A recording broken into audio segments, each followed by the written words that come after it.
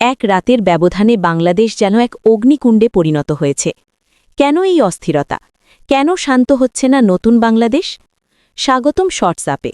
সমসাময়িক ঘটনার গভীরে গিয়ে প্রকৃত সত্য আপনার সামনে তুলে ধরাই আমাদের লক্ষ্য। ঘটনার শুরু হয় ভালুকার একটি পোশাক কারখানা থেকে। দীপক চন্দ্র দাস সেখানে কাজ করতেন। অভিযোগ ওঠে তিনি সামাজিক যোগাযোগ মাধ্যমে ধর্ম অবমাননাকর মন্তব্য করেছেন। কিন্তু কোনো আইনি তদন্ত বা প্রমাণের তোয়াক্কা না করেই মব জাস্টিসের নামে তাকে পৈশাচিকভাবে হত্যা করা হয়। ড মোহাম্মদ ইউনুসের অন্তর্বর্তীকালীন সরকার এই ঘটনাকে বর্বর এবং জঘন্য অপরাধ হিসেবে আখ্যা দিয়ে দ্রুত কঠোর ব্যবস্থা নেওয়ার প্রতিশ্রুতি দিয়েছে। কিন্তু প্রশ্ন উঠছে, গত কয়েক মাস ধরে চলা এই বিচারহীনতার সংস্কৃতি কি আসলেই বন্ধ হবে? এই আগুনের ঘি ঢেলেছে ইনকেলাব মঞ্চের আহ্বায়ক শরীফ ওসমান হাদির মৃত্যু। জুলাই বিপ্লবের অন্যতম প্রধান সংগঠক হাদিকে গত সপ্তাহে গুলি করা হয়েছিল। 18 ডিসেম্বর সিঙ্গাপুরের একটি হাসপাতালে তিনি শেষ নিঃশ্বাস ত্যাগ করেন। তার মৃত্যুর সংবাদ দেশে পৌঁছতেই পরিস্থিতি হাতের বাইরে চলে যায়।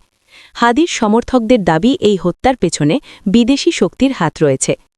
উত্তেজিত জনতার সেই রাতেই হামলা চালায় বাংলাদেশের শীর্ষস্থানীয় দুই পত্রিকা প্রথম আলো এবং দ্য ডেইলি স্টারের প্রধান কার্যালয়।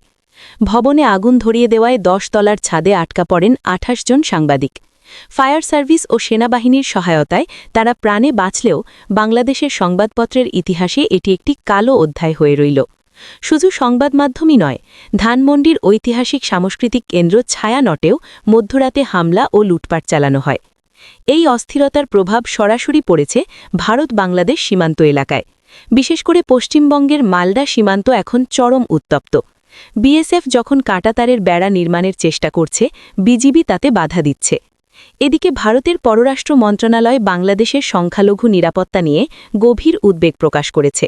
ভারতের দাবি, উগ্রবাদী গোষ্ঠীর উত্থান এবং সংখ্যালঘু নির্যাতন দুই দেশের সম্পর্কের জন্য হুমকিস্বরূপ। তবে বাংলাদেশ সরকার একে বিচ্ছিন্ন ঘটনা হিসেবে দেখছে এবং বলছে যে একটি ক্ষুদ্র গোষ্ঠী নির্বাচন বাধাগ্রস্ত করার চেষ্টা করছে। বাংলাদেশের বর্তমান পরিস্থিতি এখন এক সন্ধিক্ষণে দাঁড়িয়ে। একদিকে ড ইউনুস সরকার নিউ বাংলাদেশ গড়ার স্বপ্ন দেখাচ্ছে, অন্যদিকে মব ভায়োলেন্স আর সাম্প্রদায়িক বিদ্বেষ সেই স্বপ্নকে বারবার বাধাগ্রস্ত করছে। দীপক দাসের মতো সাধারণ মানুষের জীবন যদি আইনের শাসনের অভাবে এভাবে অকালে ঝরে যায়, তবে দীর্ঘমেয়াদী গণতন্ত্রের পথ মসৃণ হওয়া অসম্ভব। সরকার এখন ফায়ার ফাইটিং মোডে রয়েছে, অর্থাৎ তাৎক্ষণিক পরিস্থিতি শান্ত করার চেষ্টা করছে। কিন্তু স্থায়ী শান্তি ফেরাতে প্রয়োজন আইনের শাসন এবং ধর্ম বর্ণ নির্বিশেষে প্রতিটি নাগরিকের নিরাপত্তা নিশ্চিত করা। আজকের এই প্রতিবেদন সম্পর্কে আপনার মতামত কি? বাংলাদেশে চলমান এই অস্থিরতা কি সরকার নিয়ন্ত্রণে আনতে পারবে? আপনার মূল্যবান মতামত কমেন্ট বক্সে জানান।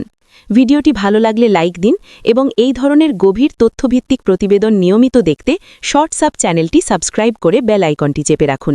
দেখা হবে পরবর্তী ভিডিওতে। ধন্যবাদ।